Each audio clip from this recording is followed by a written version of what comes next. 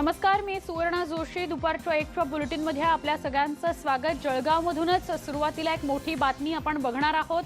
जळगाव शहरातील सिव्हिल रुग्णालयामध्ये एक अतिशय धक्कादायक घटना समोर आली आहे. रुग्णालयाच्या बाथरूममध्ये एका कोरोनाग्रस्त वृद्ध महिलेचा मृतदेह सापडला आहे.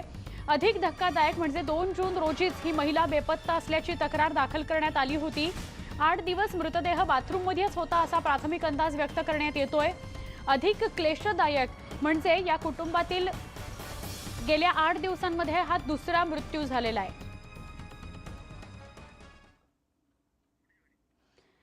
जळगावमधली ही बातमी आहे. 8 दिवसांपासून महिला बेपत्ता होती. ही वृद्ध महिला होती, तिला कोरोनाची लागण झालेली होती.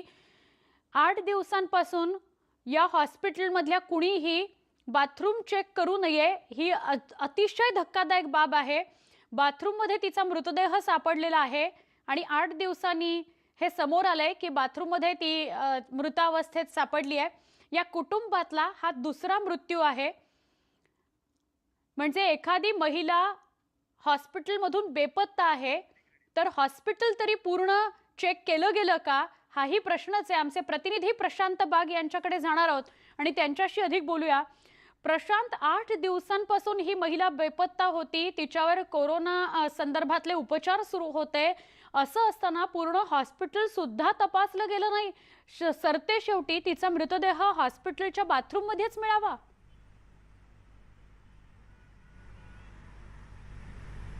सोळा अत्यंत धक्कादायकच म्हणता येईल अशा प्रकारची अखेर या वृद्ध महिलेची झाली आहे की जिल्हा समांतर रुग्णालयाचा भोंगळ कारभार तर उघडाला आहे, पण कोरोना कक्षामध्ये ज्या प्रकारे रुग्णांना दाखल केलं जातं आणखीन त्या प्रकारे त्यांच्यावर उपचार केले जात आहेत का, असे अनेक प्रश्न उपस्थित झाले. विशेष म्हणजे की 7 नंबरचा जो वॉर्ड आहे तो संशयित कोरोना बाधितांचा वॉर्ड आहे. खरं तर भुसावळची ही महिला कोरोनाचा प्रादुर्भाव झाला होता, लागण झाली होती. यामुळे या महिलेला तातडीनं जिल्हा समांतर रुग्णालयाच्या विशेष कोरोना कक्षात दाखल करण्यात आलं आणि खरं तर कोरोनाच्या गंभीर कक्षामध्ये दाखल करण्याच्या ऐवजी संशयित कक्षामध्ये दाखल करण्यात आलं. आणि या कक्षाच्या बाथरूममध्ये गेल्या 8 दिवसामध्ये कोणी फिरकलं नाही, कोणता कर्मचारी सुद्धा गेला नाही, कोणता आरोग्य कर्मचारी, सफाई कर्मचारी सुद्धा गेला नाही. म्हणजे अशा प्रकारे जर का सिव्हिल हॉस्पिटलच्या बाथरूमची परिस्थिती असेल, तिथल्या वॉर्डची परिस्थिती असेल, तिथे काम करणाऱ्या प्रत्येक यंत्रणेतल्या डॉक्टर, कर्मचारी, सफाई कामगार यांची परिस्थिती असेल तर नेमकं कोरोना रुग्णांचे हाल कसे होत असतील. आणि अखेर होते तर किती वाईट होतंय. खरं तर या वृद्ध महिलेचे नातेवाईक सगळेच धावपळ करताय, वारंवार विचारणा करताय, वेगवेगळ्या प्रकारची उत्तर त्यांना दिली जात आहेत की खरं तर ही महिला मिसिंग आहे असं सांगितलं जातंय. त्याचबरोबर ती दुसऱ्या वॉर्डमध्ये शिफ्ट करण्यात आली असं सांगितलं जातंय. आणि 2 तारखेलाच ही महिला बेपत्ता झाल्याची तक्रार, मिसिंगची तक्रार सुद्धा पोलिसात जिल्हा समांतर रुग्णालयाच्या प्रशासनानं दाखल केली होती. चौकशी सुरू झाली होती, तपास सुरू झाला होता, पण तो तपास हा सगळा बाहेर सुरू होता. जिल्हा समांतर रुग्णालयाच्या या 7 नंबर वॉर्डच्या बाथरूमपर्यंत कोणी गेला नाही. प्रचंड दुर्गंधी आज तिथून यायला लागली आणि ही दुर्गंधी आल्यानंतर ज्यावेळेस तिथे गेल्यानंतर तर दिसतं काय, तर या वृद्ध महिलेचा, कोरोना बाधित महिलेचा मृतदेह त्या ठिकाणी पडून होता, जो तब्बल 8 दिवस झाले त्या ठिकाणी पडून होता. म्हणजे याला या घटनेला नेमकं म्हणायचं काय. खरं तर कोणत्याही रुग्णावर उपचार करताना ज्या ठिकाणी त्याला योग्य पद्धतीने उपचार मिळू शकतात, दिलासा मिळू शकतो, ते स्थान म्हणजे जिल्हा समांतर रुग्णालय आजच्या तारखेला सगळ्यात महत्त्वाचं मानलं जातं. कोरोनाचा प्रादुर्भाव रोखण्यासाठी वेगवेगळे अधिकार, वेगवेगळ्या यंत्रणा या ठिकाणी काम करतात आणि त्याच ठिकाणी अशा प्रकारची हेळसांड जी शब्दामध्ये वर्णन करता येत नाही अशा प्रकारची होत असेल. अजून एक महत्त्वाचा मुद्दा प्रशांत यामध्ये की जो कोविड-19चा वॉर्ड आहे तो स्वच्छ ठेवणं आणि कोविड-19च्या रुग्णांसाठी वापरली जाणारी बाथरूम स्वच्छ ठेवणं ही खरं तर नितांत गरजेची आहे. कारण सगळे डॉक्टर, सगळे आपले नेते मंडळी हेच सांगतायत की स्वच्छता राखा आपल्या आजूबाजूला. कोविड-19चे वॉर्ड्स असतील किंवा इतर कुठलेही संशयितांचे वॉर्ड, विलगीकरण कक्ष, पण ते तर काही झालेलंच दिसत नाही. म्हणजे 8 दिवसामध्ये बाथरूम स्वच्छ करायला सुद्धा कोणी गेलं नाही हेच स्पष्ट होत आहे. सोडा ही अत्यंत नीच प्रतीची सरकारी अनास्था, सरकारी यंत्रणांची अनास्था आपल्याला म्हणता येईल की कशा प्रकारे घटना व्यवस्थापन काम करत आहे. जिल्हाधिकाऱ्यांनी कितीही सूचना दिल्या तरी यंत्रणा प्रत्यक्ष फील्डवर जी काम करते ती खरोखर कशी काम करते हे याचं प्रत्यक्ष उदाहरण, जिवंत उदाहरण आपल्याला दिसतंय.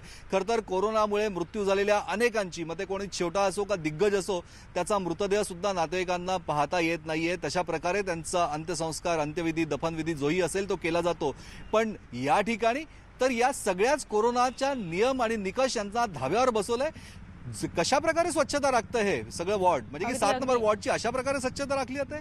7 नंबर वॉर्डच्या बाथरूम मध्ये कोणी फिरकलं सुद्धा नाहीये? नेमके प्रशांत, आपण निकष आणि नियम सगळ्यांनी कशासाठी? अगदी हा प्रश्न पुन्हा एकदा- खणखणीत सगळ्यांकडनं आपण हे ऐकतो की सरकारी रुग्णालयांमध्ये पाय सुद्धा ठेवायला नको अशी परिस्थिती असते.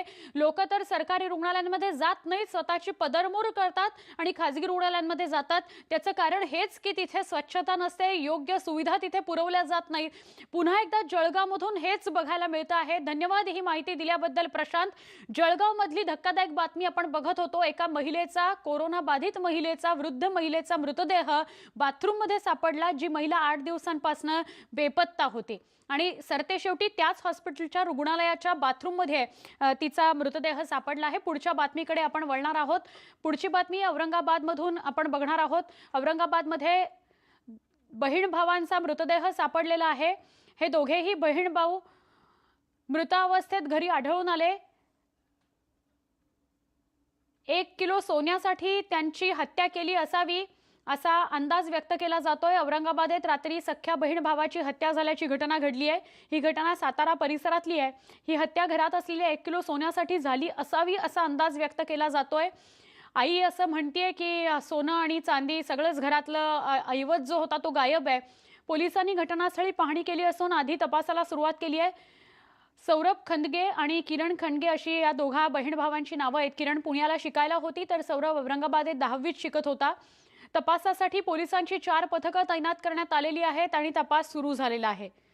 एका बाजूला कोरोनाचं संकट आणि त्यात औरंगाबादमध्ये एका कुटुंबात बहीण भावाची हत्या झालेली आहे.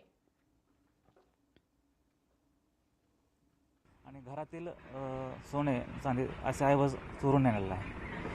पोलीस स्टेशन सातारा येथे 396 भादवीप्रमाणे गुन्हा दाखल करण्यात आलेला आहे.